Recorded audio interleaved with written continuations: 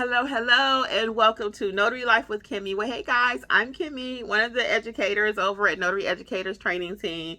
It would be our pleasure to assist you in whatever state you are in. We train notaries in all 50 states. Well, let's get right into today's topic though. How to determine if your client is alert enough to sign documents. I get that question all the time, especially when you're dealing with clients that may be in the hospital, they may be in a nursing home, or you may be going to their home. Maybe they're under hospice care, right? How do you determine as a notary if this person is capable of signing a document? We're not clinical, which means a healthcare professional, so we don't know, right? But there are a few things that we can do as a notary to kind of make sure. First of all, and let's go back just a little bit. Why do you need to make sure? Because you're signing a document. Your name is all over that document as the notary. So if you are unsure about any part of the notarization, don't do it. Okay, let's start there. So it is a heavy responsibility. It really is.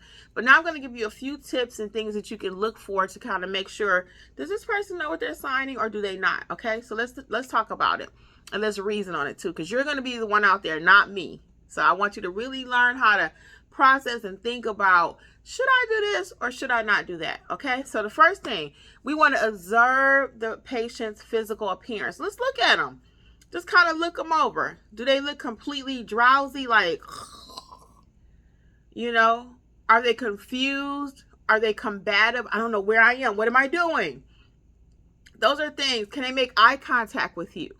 You know, in and of itself, any of these things doesn't mean that they're not able to sign, but we just really want to make sure. So again, we're looking at the behavior. I like to say read the room. How are they acting with the other people in the room? Does it look like they're being pressured? Because you can get that kind of feeling, and the patient is looking like, you know, something like that. So you want to really think about it. Be observant when you walk in a room. Again, we're going to read it. How's the language, body language, even between the people that are having the patient to sign it? It could be the children. Are the children kind of like really firm with mom or dad, you know? So you kind of got to just read it and think about it. Does it all make sense? Okay? And again, if the patient is completely drowsy, completely medicated, unable to say even hello possibly or whatever, that's going to be a red flag for you to say, you know what, maybe Mr. and Mrs. Smith, to the family members, I'm going to have to come back when the patient is a little bit more alert. Okay, that's number one. Number two is simply ask the patient some questions. Kind of gauge their mental clarity. Are they alert? Are they thinking? What's your name? Hello, Mr. Hi. What I usually do is I'll say something like, hi, I'm Kimberly. I'm the notary. May I ask your name? Can the client tell you their name? Now, a lot of times, I've been in a lot of medical situations with my parents before I lost them in death. And medical professionals will come in the room and they'll say, what's today's date? Well, to me, that's not always a good indicator because I don't know when or what today's date is. How about you? Do you know? So to me, that's not a perfect indicator, but that is something you could try. Hey, do you happen to know what today is? What day of the week is it? What day of the month is it? You know, what month is it rather? What year is it? Who's the president is another one people often will ask. Do you know who the president is? So you can just have some simple conversation. How's your day going? And sometimes I'll even ask, who's that person over there? Who's that lovely lady over there? Who's that handsome man? And they'll be like, oh, that's my daughter or that's my son. So that's another way for you to kind of gauge if that person is kind of alert, if they know what's going on. Look at that mental state. Because again, you are not a medical professional, so you really don't know. Another thing too is the patient could be under the influence of medication. They could be. And in that case, you want to be careful because they may be in an altered state. They may sign the paper today because they're under medication, but you come back tomorrow and they're looking like, I don't want to sign that. So again, you have to really pay attention to everything. And then when all else fails, you can even ask the medical professional, do you think this person is alert enough to sign this document? Now, example, I have been in a room before where I had to ask the nurse because this patient was being transferred. So the daughter was in the room, The nurse was in the room, the social worker, everybody knew about this patient. So he wasn't really able to verbalize his name. He wasn't able to do anything. When his daughter walked in the room, his face just lit up like, that's the light of my life. So I had to take everything into consideration. Everything into consideration. That's why I would say learn how to read the room. So in this case, I was able to ask him a basic question. And I said, sir, do you want to sign this document? They're trying to move you to another facility.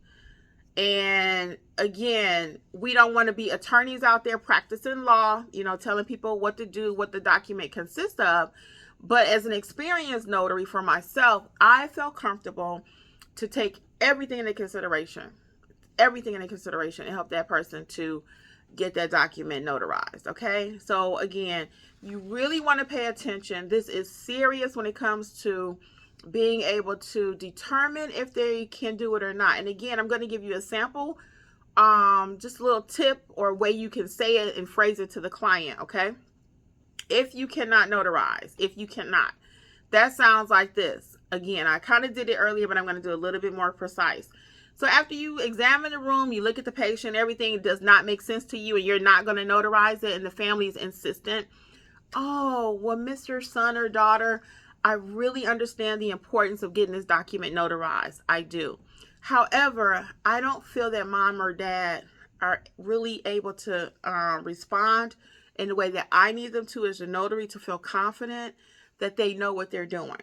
I will be more than happy to come back tomorrow, especially if it's a medication situation, because you get there and they just gave them medication, they're not going to be able to sign. But if it's a medication situation, then you'll say, what time do they normally take their medication? And usually the child or wife or whoever, they'll know they normally take their medications around 8 o'clock. So that lets you know you need to either get there earlier or way later after the medication has worn off. Now, I don't normally charge a trip fee, depending on how far it is. Let's put that in context. If it's super far, then they still might have to pay me a trip fee for that day. But if it's not that far and I just went up the street, I was already out, then I may not charge them an additional travel fee, okay? So that's going to be a business decision that you have to make. So just to recap really quick, to make sure your patient is alert, you want to look at the physical appearance of them, okay? Check out their behavior. Read the room. Do you feel like they're being pressured? Do you feel like they're under distress? Is anybody just like, you need to sign this paper? Read it. Read the room. Secondly, kind of ask the patient some questions to kind of guide their mental clarity. What's today's date? What's your name? Tell them who you are. Ask who else is in the room. Who's that? Who's that lovely lady like I did earlier, okay? And then finally, if you just cannot do it, you just cannot do it. All right? Well, until next time, all things notary, visit notaryeducatorsllc.com. Bye.